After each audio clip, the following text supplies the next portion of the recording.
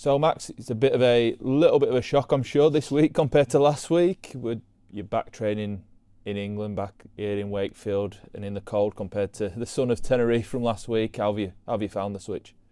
Yeah, it's tough. A few lads were complaining about the walk up the hill to get to training, but I think anyone would take it now.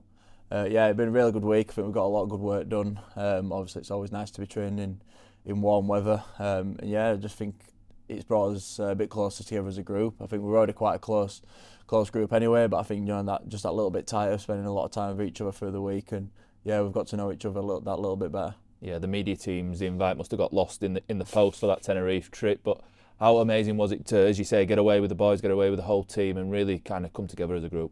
Yeah, I think Paolo mentioned it at the start of it. We sort of learned a little bit more about each other and how we work in his own environment, sort of thing. And it's only going to help us on the pitch. But like I said before, we got a lot of quality work done, ball in hand and stuff like that. And I think we've had a really good week. And I think lads are just ready to go now. I think it's been a bit short of a pre-season it usually was, but it still feels quite long. But lads are just ready to get out on pitch now and get playing back in Super League. And I think we're ready for that.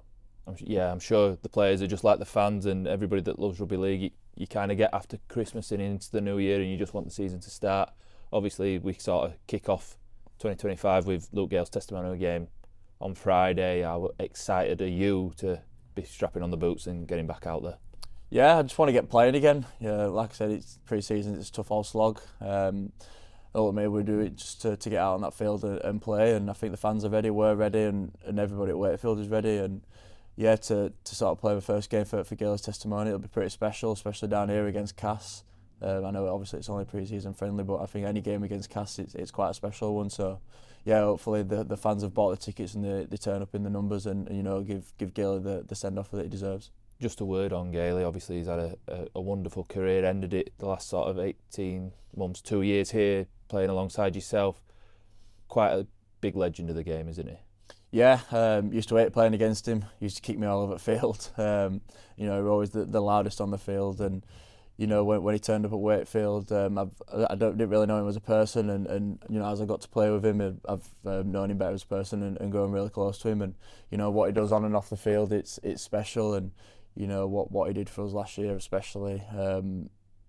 It was special. And I think he deserves a good send-off tomorrow for his career, and not what only he's done at Wakefield, but what he's done at other clubs as well. He's had a really good career, and like I said, he deserves that good send-off. For yourself then, obviously we're heading into the 2025 season, a little bit of a different look team compared to the last time we were in Super League.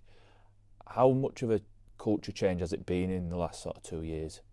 Yeah, I think coming into my 11th year at this club now, I've probably seen this club at rock bottom, and to see it where it is now, it's a completely different place.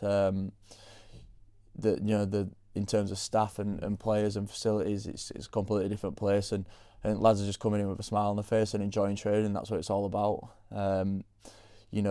What Matt and his family are doing behind the scenes for us as players, it's only helping us develop as better players, and hopefully we can take it onto the pitch coming this season. I think we showed what we could do last year in the Championship and got back where we belong, and now it's time to step up another level, because Super League is another step up, and from what I've seen in terms of games last year, it looks like it's stepped up another intensity. So we need to do that, and I think we're managing ourselves well in terms of training and what we're doing and what we're producing, and we've just got to get that click now. The new players that we've brought in, signing 10 new players, it's tough to sort of get that combination going straight away. But I think we've done that quite well, and we just want the games to come now so we can sort of test ourselves and see where we're at.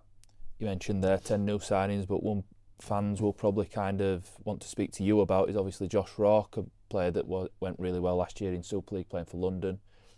As a fullback, obviously might have the eyes for your number one shirt.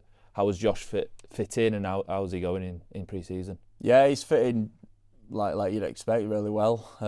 He's one of them players who's not afraid to sort of put his hand up and do the hard work. And I just want him to sort of ask me questions. I can ask him questions. We can learn off each other.